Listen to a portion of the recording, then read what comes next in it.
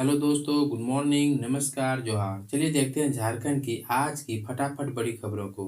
इसके पहले अगर आप इस चैनल पर पहली बार आए हैं तो चैनल को सब्सक्राइब कर दें, साथ ही वीडियो को लाइक भी कर दें। झारखंड में विधानसभा की 43 सीटों पर आज वोटिंग। फर्स्ट फेज में पूर्व सीएम चंपाई सहित 683 कैंडिडेट्स, 235 करोड़पति, 174 पर क्रिमिनल केस। झारखंड विधानसभा चुनाव के फर्स्ट फेज में आज 13 नवंबर को 15 जिलों की 43 सीटों पर वोटिंग होगी। इसमें 1,37,00,000 वोटर शामिल होंगे। फर्स्ट फेज की 43 में से 14 सीटें कोल्हान, 13 सीटें दक्षिणी छोटा नागपुर, 9 सीटें पलामू और 7 सीटें उत्तरी छोटा नागपुर डिवीजन की है। चुनाव आयोग के मुताबिक पहले फेज में 683 कैंडिडेट्स मैदान में हैं। इनमें से 43 महिला उम्मीदवार हैं, 235 करोड़पति हैं, जबकि 174 उम्मीदवारों पर क्रिमिनल केस दर्ज है। इसी फेज में पूर्व सीएम चंपाई सोरेन सहित उनके बेटे बाबूलाल सोरेन, पूर्व सीएम अर्जुन मुंडा की पत्नी मीरा मुंडा, मधु कोड़ा की पत्नी गीता कोड़ा, रघुवर दास की बहू पूर्णिमा साहू चुनाव लड़ रही है। राज्य की 81 विधानसभा सीटों पर 13 नवंबर और 20 नवंबर को 2 फेज में वोटिंग होगी। नतीजे 23 नवंबर को आएंगे। आज पीएम मोदी देवघर और गोड्डा की चुनावी सभा में भरेंगे हुंकार। देखिए क्या रहेगा पूरा कार्यक्रम। प्रधानमंत्री नरेंद्र मोदी 13 नवंबर को गोड्डा और देवघर में चुनावी सभा को संबोधित करेंगे। इस दौरान उनकी पहली सभा मधुपुर अनुमंडल के देवघर के साराठ और मधुपुर विधानसभा की सीमा पर स्थित रांगा सिरसा मैदान में 1:45 बजे से होगी, जबकि पीएम मोदी दूसरी सभा को गोड्डा के पोड़ैया हाट गोड्डा विधानसभा की सीमा से सटे सिकटिया मैदान में दोपहर 3:15 से संबोधित करेंगे। इन सभाओं के माध्यम से पीएम जनता से एनडीए उम्मीदवारों को विजय बनाने की अपील करेंगे।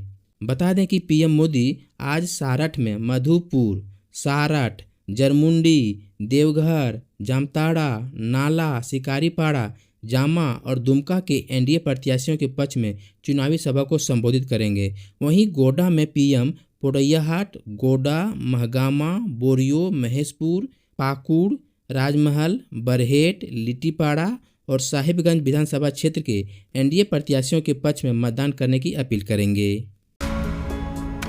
मैया सम्मान योजना की चौथी किस्त जारी, सीएम हेमंत ने ट्वीट कर दी जानकारी, तो बीजेपी ने पूछे ये सवाल। चुनावी सरगर्मी के बीच सोमवार को मुख्यमंत्री मैया सम्मान योजना की चौथी किस्त 50 लाख से अधिक महिलाओं के खाते में चली गई। इसे लेकर मुख्यमंत्री हेमंत सोरेन ने खुद सोशल मीडिया पर जानकारी दी है। उन्होंने कहा कि कल झारखंड के सभी मैया के खाते में मैया सम्मान राशि की चौथी किस्त पहुंच गई है। सभी मैया से आग्रह है कि अपने अपने पासबुक को अपडेट जरूर रखें।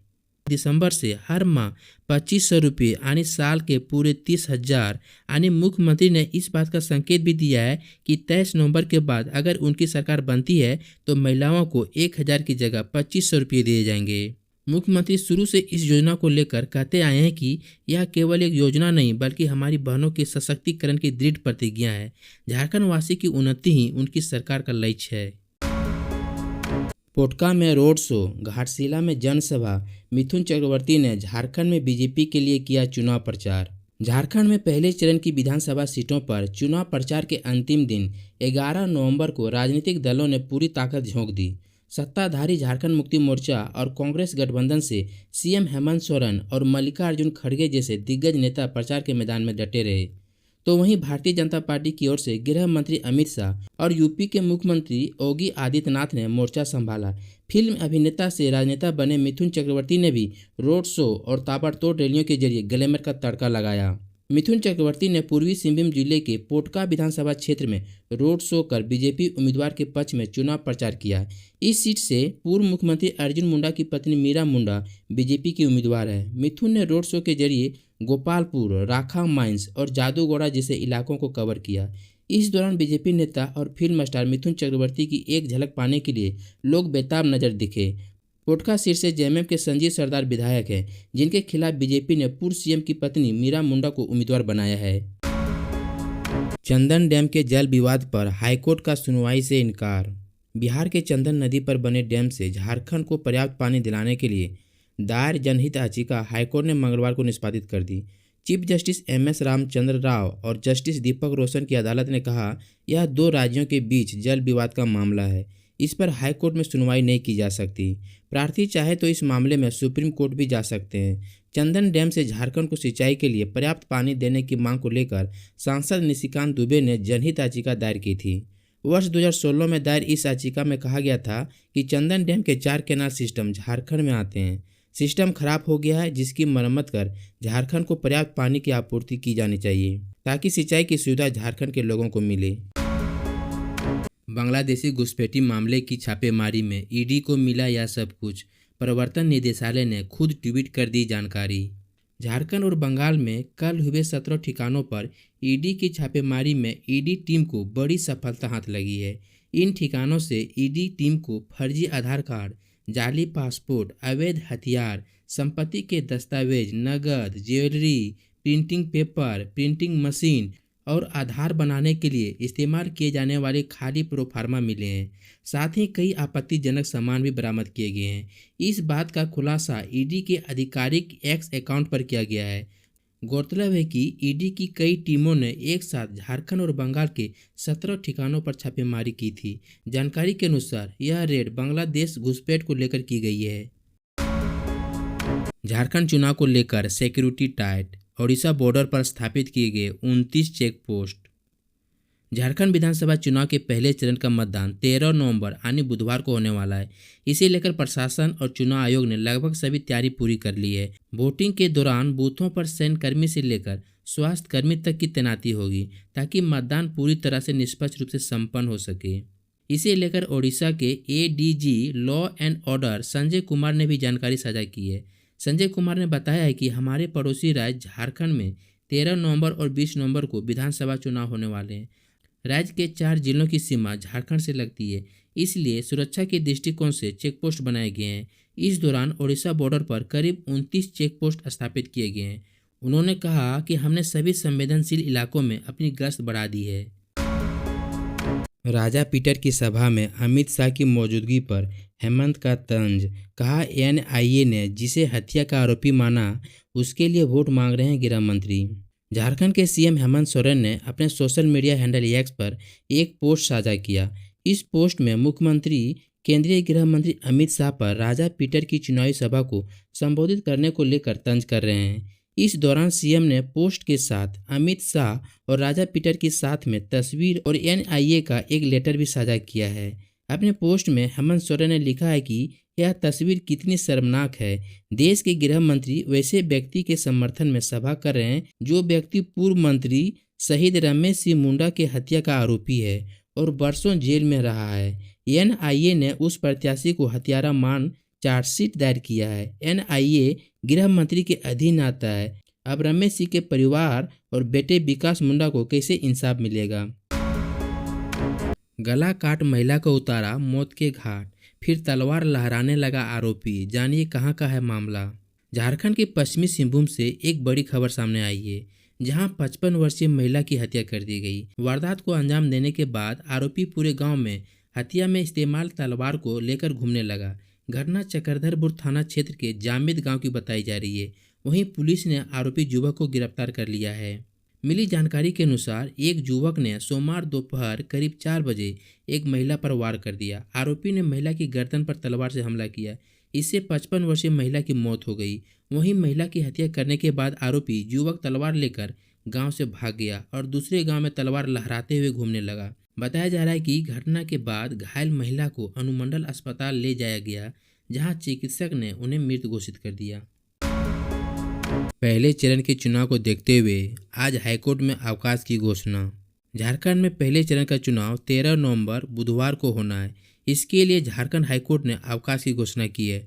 हटिया, रांची और कांके विधानसभा क्षेत्र में आज चुनाव होगा। इसी को देखते हुए हाईकोर्ट ने यह फैसला लिया है। इस संबंध में रजिस्ट्रार जनरल के हस्ताक्षर से अधिसूचना जारी की गई है। साथ ही कहा गया कि इसके बदले 7 दिसंबर को हाईकोर्ट खुला रहेगा। उस दिन हाईकोर्ट में कार्य दिवस रहेगा। बता दें कि पहले सिर्फ 20 नवंबर को दूसरे चरण के चुनाव को देखते हुए अवकाश की घोषणा की गई थी, लेकिन अब अधिसूचना जारी कर यह सूचना दी गई है कि 13 नवंबर को भी अवकाश रहेगा। बोगोदर में बोले जेपी नड्डा, एनडीए को छोड़कर कोई और झारखंड की भलाई नहीं सोच सकता। अत्याचारी सरकार को उखाड़ फेंकना है। बीजेपी के राष्ट्रीय अध्यक्ष जेपी नड्डा कल बगोदर में एनडीए प्रत्याशी नागेंद्र महतो के पक्ष में वोट करने की अपील करने पहुंचे थे। इसी दौरान उन्होंने कहा कि आपकी तालियों की गड़गड़ाहट ने बता दिया है कि आप नागेंद्र जी को विधानसभा से विजयी होकर भेजने का मन बना लिया है। लोगों ने मन बना लिया है कि वो अब इस भ्रष्ट सरकार से छुट्टी पाएं और विकास के साथ अपने आप को जोड़ने के लिए आगे बढ़ें। झारखंड का हितैषी भाजपा को छोड़कर और कोई नहीं है। एनडीए और भाजपा को छोड़कर कोई भी झारखंड का हितैषी नहीं है। झारखंड बनने की बात थी तब कांग्रेस पार्टी के लोग टाल मटोल कर रहे थे। यही लालू यादव थे जिन्होंने कहा था कि मेरी लाश पर झारखंड बनेगा। लालू जी आज जिंदा तो हैं और झारखंड भी विराजमान है। इसका श्रेय अटल बिहारी वाजपेयी को जाता है। झारखंड हमने बनाया है और संवारेंगे भी हम ही। झारखंड को मुख्य धारा में लाने का काम हमारे मोदी जी ने किया है। हमने आदिवासी नेताओं को मुख्य धारा में लाकर आद किया। पलामू में एसएसटी ने गाड़ी से जब्त किए 2,32,000 कैश। क्या बताया पुलिस ने। झारखंड विधानसभा चुनाव के मद्देनजर पलामू में एसएसटी यानी स्टैटिक सर्विलांस टीम चेकिंग अभियान चला रही है। इस क्रम में टीम ने एक गाड़ी से 2,32,000 रुपये कैश बरामद किया है। गाड़ी में सवार लोगों से पूछताछ की गई, लेकिन वे नकद के बारे में कोई जानकारी नहीं दे पाए और न ही कोई कागजात दिखा पाए। मिली जानकारी के अनुसार हुसैनाबाद में वाहन चेकिंग अभियान चल रहा था। इसी दौरान एक बोलेरो को रोका गया। जब बोलेरो की तलाशी ली गई तो उसमें एक नीले रंग के झोले में 2,32,000 नगद मिला।